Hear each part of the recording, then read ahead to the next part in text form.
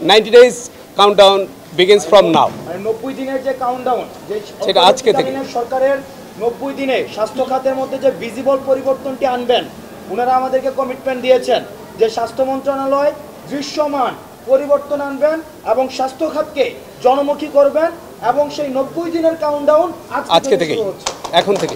এবং আমি এটিও পরিষ্কার করে দেই, আমাদের যদি কোনো health manager, director, doctor, nurses অথবা কর্মচারী আপনারা যদি দায়িত্ব পালন না করেন, মধ্যস্বত্বভোগীর কাছে আপনারা শরণাপন্ন হন, কোনো সরকারি হাসপাতালে যদি বাইরের থেকে কোনো পরীক্ষা নিরীক্ষা করা হয় অথবা কোনো রুগীকে বাইরের থেকে মেডিসিন কিনতে দেওয়া হয়, ছাত্র জনতা আপনাদেরকে ছাড়বে না।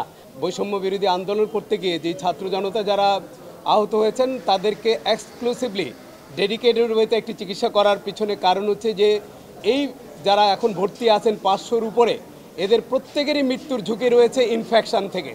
তো এই ইনফেকশন যদি আমরা প্রিভেন্ট করতে না পারি, আমাদের এই ছাত্রদের কিন্তু মৃত্যু ঝুঁকি থেকে আমরা কমাতে পারবো না।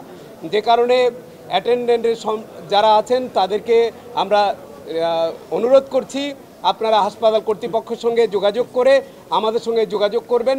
আপনারা যেটি ওনারা বললেন, প্রত্যেক পরিচালক, প্রত্যেক স্বাস্থ্য ব্যবস্থাপককে আমরা বলেছি, আপনাদের যদি সার্ভিসে কোনো গ্যাপ থাকে, আপনাদের যদি দুর্বলতা থাকে, আপনাদের ট্রলিম্যান যদি টাকা নেয়, আপনাদের পরীক্ষা নিরীক্ষা করতে যদি তারা নিগ্রহের শিকার হয়, ব্লাড ব্যাংকে যদি নিগ্রহের শিকার হয়, তাহলে ছাত্র জনতা কিন্তু আপনাদের উপরে কোনোভাবে ছেড়ে দিবে না। সুতরাং আপনারা আপনাদের অবস্থান থেকে প্রত্যেক পরিচালক স্ব অবস্থানে তার দায়িত্ব যথাযথভাবে পালন করেন, চিকিৎসকরা যার যার যথাযথ দায়িত্ব পালন করবেন এবং প্রত্যেকটি হাসপাতালে একটি অভিযোগ বাক্স খোলা হয়েছে, যেটি লাল একটি অভিযোগ বাক্স থাকবে। যে কেউ যে কোনো হাসপাতালে, সেটি সরকারি হোক বেসরকারি হোক, প্রতারিত হলে পরে সেই অভিযোগ বক্সে অভিযোগ দান করবেন। 1400-রও বেশি শাখা উপশাখায় দেশের বৃহত্তম ব্যাংক আইএফআইসি এবং 24/7 হেল্প ডেস্ক থাকবে।